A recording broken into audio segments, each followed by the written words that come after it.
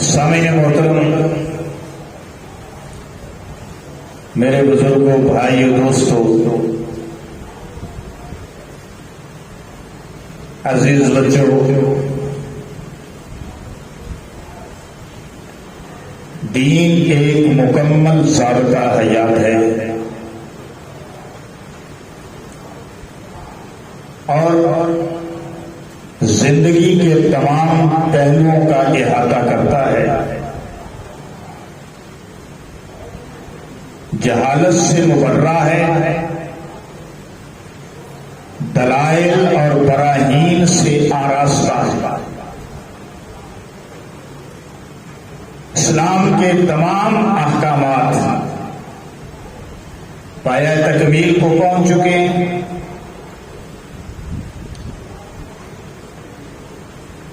امام الانبیاء محمد رسول اللہ صلی اللہ علیہ وسلم پر آخری خطبے میں، آخری وحی میں اللہ نے بڑے واضح انداز کے ساتھ فرما دیا، الیوم اکملت لکم دینکم واتممت علیکم نعمتی ورضیت لکم الاسلام دینا۔ آج کے دن ہم نے آپ پر آپ کا دین مکمل کر دیا اور اپنی نعمت آپ پر تمام کر دی، یعنی وہ بھی مکمل کر دیا۔ اور وَرَضِيتُ لَكُمُ الْإِسْلَامَ دِينًا، اور آج کے لیے دین اسلام کو ہم نے پسند کر لیا۔ دین بڑا واضح ہے۔ آپ صلی اللہ علیہ وسلم نے کھانے پینے، سونے جاگنے، اٹھنے بیٹھنے، چلنے پھرنے، تجارت، معاشرت، معیشت، حکمرانی، طرز حکمرانی، انداز حکمرانی، دعوت و تبلیغ، دین کی ترویج، حتیٰ کہ ایک معاشرے کے اندر ایک فیملی کا جو کنسپٹ ہے، اس کے تمام اصول، شادی کے، بیاہ کے، خوشی کے، غمی کے تمام ضابطے وضع کر دیا۔ اللہ کے حکم موجود ہے، نبی پاک صلی اللہ علیہ وسلم کی سنت موجود ہے۔ آپ جس معاملے میں بھی، زندگی کے جس پہلو میں بھی رسول اللہ صلی اللہ علیہ وسلم سے رہنمائی چاہتے ہیں، آج کی تعلیمات کے اندر وہ رہنمائی موجود ہے۔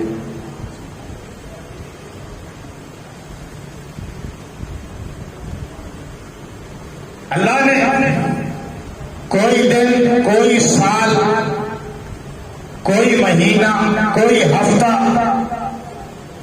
منحوس نہیں بنایا۔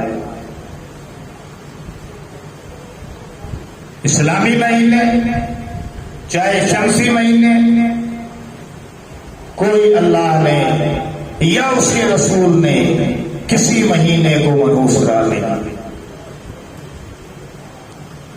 لوگوں نے اپنی مرضی سے عقیدے وضع کیے، اپنے پاس سے کسی کو بابرکت کر دیا، کسی کو منحوس کر دیا، جبکہ ہمیں ایسے معاملات میں رسول اللہ صلی اللہ علیہ وسلم سے تعلیمات اور آج کی تعلیمات کی روشنی میں ہر چیز کو دیکھنا چاہیے۔ اگر ہم چاہتے ہیں کہ خالص دین پر عمل کریں اور نجات اخروی کا باعث بن جائے وہ دین، تو ہمیں رسول اللہ صلی اللہ علیہ وسلم کی تعلیمات کی طرف رجوع کرنا ہوگا اور توہم پرستیوں سے، برے عقائد سے، برے خیالات سے اپنے آپ کو بچانا ہوگا۔ قبل الاسلام اہل جاہلیت ماہ سفر جو قمری مہینہ ہے اور قمری مہینے کی لڑی کا دوسرا موتی ہے، قمری مہینے کا پہلا موتی ہے محرم اور دوسرا ہے سفر۔ دور جاہلیت میں اس مہینے میں تجارت کی غرض سے سفر کرنے کو برا سمجھتے تھے، منحوس سمجھتے تھے۔ کب؟ دور جاہلیت میں عرب کے لوگ ماہ سفر کے بارے میں عجیب و غریب خیالات رکھتے تھے، اور بر صغیر کے مسلمانوں کی ایک بڑی تعداد بھی اس ماہ مبارک کو بلاؤں کا، ابتلاؤں کا، ان کے نزول کا مہینہ تصور کرتے ہیں، جو سراسر غلط ہے، اور ایسا اعتقاد رکھتے ہیں جو سراسر غلط ہے، اور یوں خیال کرتے ہیں کہ اس مہینے میں جو کام بھی شروع کیا جاتا ہے وہ منحوس رہتا ہے، وہ پایہ تکمیل کو نہیں پہنچتا۔ یہ خیال غلط ہے، جبکہ اس مہینے کو تو سفر المظفر کہا گیا۔ مظفر کا کیا معنی؟ مظفر کا معنی ہے کامیابی، کامرانی، سکسیس۔ یہ کامیابی کا مہینہ ہے، کامرانی کا مہینہ ہے، سکسیس کا مہینہ ہے۔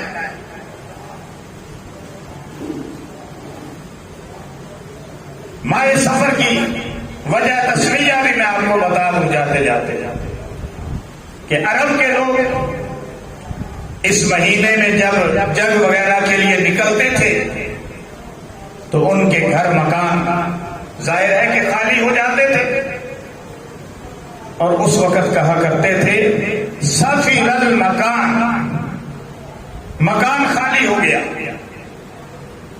جگہ خالی ہو گئی، اس لیے اس مہینے کا نام سفر رکھ دیا گیا۔ جبکہ سفر نام رکھنے میں کوئی ایسی بات نہیں کہ یہ منحوس ہو جائے، بلکہ اسلام نے اسے سفر المظفر کہا، جیسے میں نے پہلے بیان کیا کہ کامیابی کا مہینہ۔ معزز برادران اسلام، حضرات گرامی، کوئی مہینہ ہے، کوئی سال ہے، کوئی رات ہے، کوئی دن ہے، سب کس کا تخلیق کیا ہوا ہے؟ اللہ۔ اللہ عز و جل نے کوئی مہینہ، کوئی دن منحوس نہیں بنایا۔ لوگوں نے اپنے پاس کے عقائد بنا لیے، اس میں شادی نہیں کرتے، بیاہ نہیں کرتے، اس میں لڑکیوں کو رخصت نہیں کرتے، سفر کرنے سے گریزاں ہیں، اس قسم کے کاموں سے پرہیز کرتے ہیں، اور خصوصاً اس ماہ کی 13 تاریخ تک، 1 سے لے کر 13 تاریخ تک شدید منحوس خیال کرتے ہیں، اور ان 13 دنوں کو 13 تیزی بھی کہا جاتا ہے۔ گرامی قدر، یہ سب جہالت ہے، یہ توہم پرستیاں ہیں، اسلام سے ان کا کوئی تعلق نہیں۔ لوگوں کا ماہ سفر کو منحوس سمجھنا یا اس کی 13 تاریخوں کو منحوس سمجھنا محض جہالت ہے اور کچھ بھی نہیں۔ آپ سورہ یاسین پڑھیں، سورہ یاسین کے اندر بستی یاسین والوں کا ذکر، یاسین ایک بستی کا نام ہے، سورہ یاسین اس کے نام پر، بستی والوں کا واقعہ، ان کا واقعہ پڑھیں۔ یہ غالباً حضرت عیسیٰ علیہ السلام کا دور تھا یا ان کے بعد کا تھا، قریب دور تھا۔ بستی والوں کی طرف 2 یا 3 لوگ آئے ان کو تبلیغ کرنے کے لیے، ان کو اللہ کا پیغام پہنچانے کے لیے، ان کو شرک اور بت پرستی سے روکنے کے لیے، ان کو گناہوں سے روکنے کے لیے انہوں نے آ کے انہیں کہا کہ تم اللہ پر ایمان لاؤ اور غلط عقائد اور نظریات کو چھوڑ دو۔ تو ان لوگوں نے آگے سے وہ جو پیغمبر تھے یا پیغمبروں کے جانشین تھے، مبلغ تھے، دونوں باتیں تفسیر میں ہیں کہ یا وہ پیغمبر تھے یا پیغمبروں کے اصحاب تھے۔ تو ان لوگوں نے جب ان کو اللہ کا پیغام پہنچایا تو آگے سے قوم والوں نے کیا کہا؟ قالوا انا تطیرنا بکم، وہ کہنے لگے کہ ہم تو تمہیں منحوس سمجھتے ہیں۔ کن کو کہا منحوس؟ جو اللہ کا پیغام پہنچانے والے، جو نیکی کا حکم کر رہے ہیں، جو برائی سے منع کر رہے ہیں، جو شرک اور بت پرستی سے منع کر رہے ہیں، ان کو قوم کے بدماش لوگ، قوم کے سرکش لوگ، غلط عقائد اور غلط نظریات رکھنے والے لوگ کیا کہہ رہے ہیں کہ تم منحوس ہو۔ آگے سے انہوں نے کیا جواب دیا؟ انہوں نے کہا کہ منحوس تو تم ہو کہ تمہارے ساتھ تمہاری نحوست ہے، تمہاری نحوست تمہارے ساتھ ہے۔ کیا مطلب؟ پیغمبروں نے کہا کہ تم جو کام کر رہے ہو، اللہ کی نافرمانیاں، برائیاں، کفر، شرک، بت پرستیاں، یہ نحوست ہے۔ اَإِن ذُكِّرْتُمْ، کیا تمہیں نصیحت کی گئی ہے اس لیے ہمیں منحوس کہہ رہے ہو؟ یعنی جنہوں نے نصیحت کی بات کی، تمہیں کوئی اچھی بات کہے، تمہارا والد کہے، بڑا بھائی کہے، کوئی پڑھا لکھا آدمی کہے، کوئی خطیب کہے، کوئی مولوی کہے، کوئی استاد کہے، تمہیں اچھی نصیحت کرے، تم آگے سے کہو کہ تم منحوس ہو۔ بتاؤ یہ بات صحیح کہ غلط ہے؟ اسی طرح قوم والوں نے پیغمبروں یا پیغمبروں کے اصحاب کو کہا کہ تم منحوس ہو۔ انہوں نے کہا کہ ہم اس لیے منحوس ہو گئے، حالانکہ تمہاری نحوست تو تمہارے ساتھ ہے، ہم تو تمہیں نصیحت کر رہے ہیں، اچھی بات بتا رہے ہیں، اللہ کا پیغام پہنچا رہے ہیں۔ تو پتہ چلا کہ نحوست اصل میں ہمارے گناہ ہیں۔ کوئی مہینہ منحوس نہیں، کوئی سال منحوس نہیں، کوئی دن رات منحوس نہیں، کوئی لمحہ منحوس نہیں۔ منحوس ہے تو ایک چیز اور وہ ہے گناہ، وہ ہے شرک، وہ ہے بت پرستیاں۔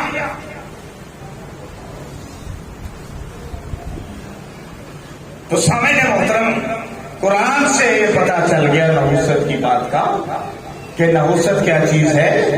نحوست گناہ ہے، بت پرستی ہے، شرک ہے، کفر ہے۔ اور لوگوں نے منحوس کن کو کہہ دیا؟ جو نیکی کا حکم کرنے والے تھے۔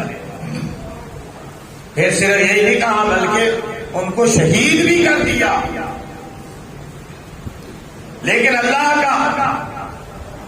کرنا کیا ہوا کہ اللہ نے انہیں فوراً جنت الفردوس میں داخل کر دیا۔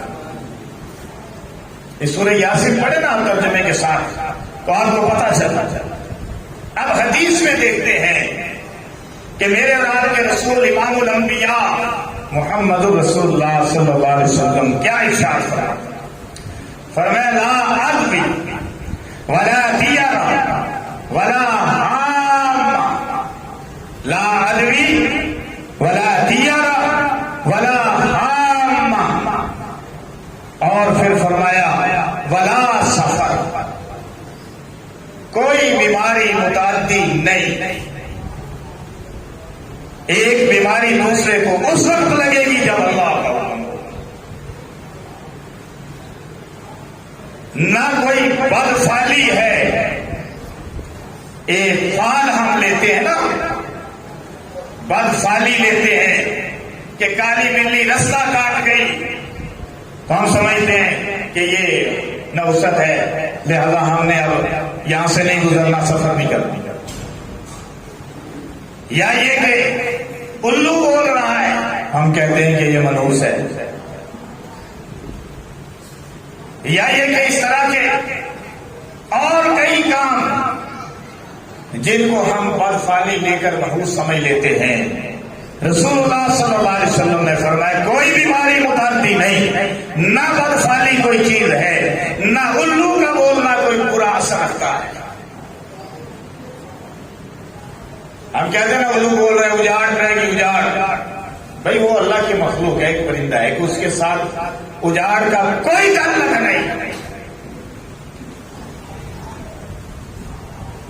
اپنے پاس سے ہم نے باتیں کر لی ہیں، اپنے پاس سے عقائد بنا لیے، اور پھر رسول اللہ صلی اللہ علیہ وسلم نے فرمایا بھلا سفر، اور نہ ہی ماہ سفر منحوس ہے. اب سمجھ میں آ گئی بات. اور یہ حدیث بخاری شریف کے اندر ہے.